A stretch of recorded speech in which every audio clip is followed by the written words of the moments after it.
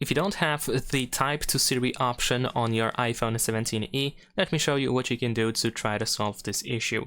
So first of all, we're gonna go to Settings. Over here in Settings, we're gonna go to Apple Intelligence and Siri. Usually, of course, this is how it looks like when you do have access to Type to Siri. It should be over here in this menu, in Talk and Type to Siri. If this menu is actually called Talk to Siri, then of course, this means that you don't have the Type to Siri feature.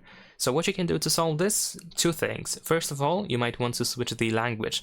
In my case, I'm certain that English United States works with Type to Siri, or this feature is available for this language, for this option.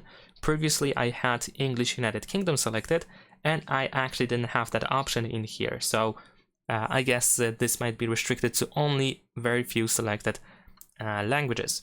Besides that, you want to check if Apple Intelligence is enabled.